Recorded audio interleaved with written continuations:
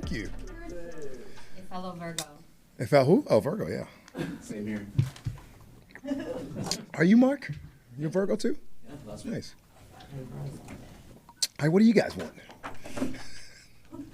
Little game week, little prep. Ready to go, man. They waiting on you, D.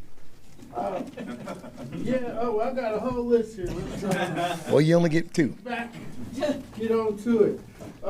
Coach, could you discuss Brandon Dorless being listed on the first team and the first round has been listed on the second team there? I really don't care about depth charts, to be honest. But Dorless has done a phenomenal job, and there's certain packages that he will get to start in, and he's been outstanding all year. He's been outstanding all camp. He's done such a really good job. All those guys, like we've talked about, probably throughout the whole process, is how much those guys are going to roll up front. You'll see all those guys in starting roles at some form or some fashion, but he's done a great job in some of the sets that we're talking about and some of the things that we're going to call out there and be able to put out there in personnel briefings.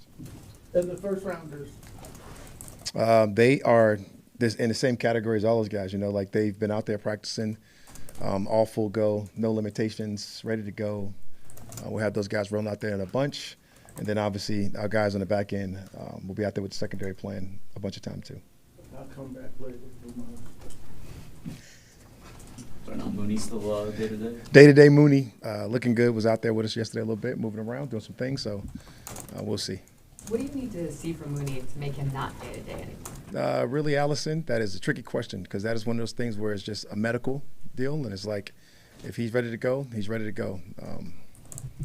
If he's not, he won't be. But, it'd be a day-to-day deal. We get a chance to wait up until that last minute, so hopefully we get a chance to see one of our better players out there. Hodge was also out of practice last week. Is he? He's fine. He's probably has some maintenance stuff, some management stuff, but he'll be out there going full go, ready to go. You spoke, Wendy, about Tampa Bay being a big-time opponent. You mentioned guys like Baker Mayfield and Mike Evans. In the context of you having a fairly high percentage of young guys having prominent roles, what kind of test, for a quick first-week test, is this for your team? I mean, unbelievable test. You talk about Baker, the knowledge he has, the amount of experience he has on different teams and everything that he's done in this league. It's been impressive, particularly within the last couple of years. Whether you're talking about the three-game trip to LA with us, or going to Tampa and really taking over there in an impossible situation, following Tom Brady, being able to maintain the success, so much experience there. Basically made or helped make two head coaches in the National Football League going there playing really well. Mike Evans, what else could be said positive about? What can't be said positive about Mike Evans? The guy that he is, the challenge that he presents. If you put him in a one-on-one situation, you're going to pay for it, and he can make anybody pay for it. He's talented that way, and they've got a bunch of really skilled running backs, three-headed monster. I think I talked about them last year. Don't get enough credit that what they're able to do and what they did last year running the football. They're well coached by Carbs and those guys there in Tampa, and they do such a good job of running the football with the O-line, with the toughness that they present. Had one of the best right tackles. Don't know if he's going to play. He's probably up, probably down, whatever the case may be in Tristan Wirth. But it is what it is, man. They got really good football players, really good talent on offense, and we better be prepared and ready to go. Not to even mention, all the other new wideouts, some of the new toys they got. The young guy from Ohio State, a bunch of different guys that's played for them in the past, and they got a lot of good players. As a follow-up to the first rounders, Walker and Pierce, is there anything you can do to make them comfortable early, much like you do maybe with a quarterback? It's really role clarity. Like you got to know your role. Like when you go out there, if you can own your role, that makes you a little bit more comfortable. And as you start to own those roles and you do those things, then those things start to grow into different areas and aspects of our game. In football, particularly now, with the amount of people that are out there and the amount of people you want to play, you want to get those guys out there in certain situations, certain ownership roles, certain things they can do faster and better. But, definitely letting those guys rush and do different things of that nature that they're comfortable with, and doing some of the things they've done in practice and some of the things they've been able to execute that they got a little bit of experience in, whether it's in the joint practice versus Tennessee, whether it's been in the preseason games, whether it's been at practice against us, all of those things that you've seen on tape that they're really comfortable doing, let them do some of those things. What gives you confidence to know that Penix in this offense is going to be ready for week one? The Penix in the offense, the exact answer to the question that you gave me. Our coaching staff, our organization, the way we're built, the confidence that they walk around with. Bijan Robinson, Tyler Algier, Kyle Pitts, Mooney, Drake London, the way Casey Washington's practiced, the way we've been able to step up in different areas, whether it's been Hodge, and go out there and be able to make plays. Our O-line up front, with everybody having a significant amount of playing experience, whether it's here or somewhere else, having a real bind together going into the second year of an offense, building on the success that they had last year, although that doesn't matter because you got to go out there and repeat those things. But feel really good and confident these guys didn't hear things for the first time this year, and they'll get a chance to go out there and execute those things at a very high level. And they were close last year to being great, and we got a chance to go out there and prove some things this year, and I look forward to doing it. And I was listening to Coach Kevin in Cleveland today. He was talking about they're being ready for unscouted looks. That's everything's an unscouted look week one. Yeah, it's always not so much everything, Led, because like you're gonna have some bread and butters from the carryover from the coordinators, or the young guys been on staff with them for a couple of years, and they've been through 3 different coordinators that we mentioned. One's in Carolina, one's in Jacksonville, and now within the system, the promotion. And then, like I talked about, those great players, you want to carry some of the 30 things they do. So everything's not an unscouted look, but there's always going to be new wrinkles. There's always going to be explorers from different teams and things that people do. So you always got to be ready for those things, and your rules just got to handle those things. It's kind of going back to what you're comfortable doing and being able to go play fast versus those type of looks, whether it be offense, defense, or special teams. And the assemblage of weapons, we haven't discussed Kyle Pitts and what his role could be with y'all too. He's part of that group of weapons that be at Mike's disposal. Yeah, we talked about it. Like I just mentioned, all the guys. When we're talking about what gives our offense a lot of success, and Kyle Pitts is definitely one of those guys that you can mention. You guys have got the fortunate exposure of being able to see him have some success this offseason, to be able to have some success at the end of last season with Mike, and now get a chance to go watch those guys do it. Those are the type of things you just don't even want to talk about. You want to just let them happen because it's got to be the hot man, and it's usually like it happens in games. Sometimes it's Drake, sometimes it's Cal, sometimes it's Bijan, sometimes it's Tyler. Whatever the case may be. And we had great references. Ray. I think I missed Ray the first time, so don't write that. I missed Ray. But I just think you got to, sometimes you get the hot man and you just kind of go and let those guys kind of play. And when you got it rolling that way, I think it makes it a little bit unpredictable for the other defense, and that's what helps us. Yeah, it was kind of crazy. He was 19 when he first got here, and then he's a baby, man. In London, now he's really just he would kind of be. I think Mike's older than him. COVID years, he's just getting out of school. I think Mike P's older than Kyle Pitts. Yeah. It's unique. He just turned into a grown man. Go tell him that I said that. He's a little baby. I would think with Caleb being out and having to shift the way he's. Sorry, check. Who? Caleb. Okay, go ahead. Sorry, you said it so fast I didn't hear. Michael Penix being out. No, don't say that. With Caleb being out and you having to kind of shift things around, move pieces, change scheme a little bit, it's an opportunity for Zach really to kind of show his skill as a coordinator and be able to adjust and be adaptable. Is that a fair way of looking at it? It's a little deep, I'd say. I don't think Zach looks at it that way. I don't think coaching staff look at it that way. I think they put the best plan together to win each football game. And Caleb is a significant loss. There's no doubt about it. Don't want to sugarcoat that. And our coaches are definitely going to do things and put us in best position. They don't want to put it all on Zach. We got O-line coaches for a reason. You have running back coaches for a reason. You have all these different eyes to give, different,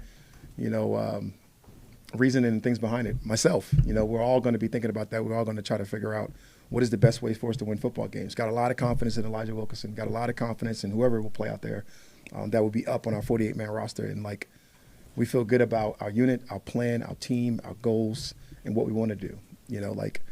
There's always the obvious part, what you're asking. Zach will get the credit when it goes right. And at the same time, he'll get the blame if I don't get it first, right? That's the order, right? Is it go to me, then it go to Zach, and whatever the case may be. But we look forward to those challenges. Is creativity, would you say, a strength of his? I would say it has been, the things he's shown around here, the amount of emotions, the amount of ways to get people open, the creativity to get our offense to perform as well as it did last year with 2 different quarterbacks. I thought was very good, very well done. What do you think this team has to prove this year? Allison, man, we're going to go out there and let the grass speak for us, and what we do. I think it's more about us going out and doing it as opposed to me sitting up here and telling you what we have to prove. I think our guys got to go do it. I think our guys are ready to go do it, and I think our guys want to go do it. So, Allison, I'm really fired up for the season to start. Is Jalen Walker still on track for Sunday? Jalen Walker is great. It was great watching him go through the ups and downs of different body movements, little nagging injuries here, being able to bouncing back to practice, coming out, being able to go back in. Those are all the things in the National Football League that you test. Usually we talked about it with the inside people having to do different things and kind of the game speeds up for him a little bit. But Jalen Walker's going from off the ball to on the ball to off the ball to on the ball. So he's got a little bit of adjustment too, which makes me feel really good watching him go through the ups and the peaks and the valleys of all of it from the offseason all the way up to training camp to watching him right now going out there and perform. But he's been mentally sharp. I think his coach, Jackie Smith's done such a great job of keeping him there. I think he's done a great job for himself of staying locked in and mentally sharp throughout the whole process. And like we talk about, I think a lot of that is just maturity that he came here with, and I think those are things that are going to help him. Is there something you look at with your team and say, okay, because I've seen this, I know they're ready for week one? That is a very good question. There is, and the only indicator that we really have is in practice, and as a coach is our practice. And we haven't gone to our week load of practice, but the practices prior, you feel really good about. You feel really good about the meetings like that we were able to attend and the attention to detail, the meetings going from lectures to conversations. When those things happen, you feel real maturity, you feel real growth. And being able to sit, whether I'm offense, defense, or special teams, I'm seeing real maturity from different people. I don't want to call them out and name their names because you're going to go ask them, but I feel really good about the people in those meetings and what they're able to step up and say. Was there anything about Bowman and Watts, specifically that you said, all right, these are the guys that we're going to roll with from day one? I think you let it play out. We had a real solid competition with all of those guys, and I think they all did a really good job, whether we're talking about Alf inside and being able to play some nickel fours and also being able to bounce outside, play some outside corner fours, being that gives real special team value. I think those guys really battled it out. I think Bowman's toughness, his physicality kind of stepped out when he had his opportunity to. I think he actually showed out on some special teams plays when he got a chance to do some of those things. I think he's in the process of being able to come here and really having a fight. But I don't want to take it away from the competition that those guys were able to have in there from the nickel standpoint and the position battle that they had. I thought it was outstanding. And the same goes for safety. We brought in Jordan Fuller here to really give us a really good shot at a guy that can give you some significant experience, and he definitely did those things for us. And obviously we knew we had DeMarco coming back off the injury, and we're really fired about it, getting him going to go play next to, arguably the best safety in the National Football League, and Jesse. And Watt came in and really showed a serious demeanor, a real significant role increase as he was able to go throughout the whole process, whether it was first team, second team, like you guys seen him juggle just throughout the whole time, right? You got first team reps, you had second team reps, you had third team reps, man. We had developmental reps. They had everything. So I just really proud of what those guys handled their business, how they handled their business. We talked about the serious demeanor of, really all of them. But those two guys really stood out that way in the back end and was able to carve out some significant roles for themselves for the first game.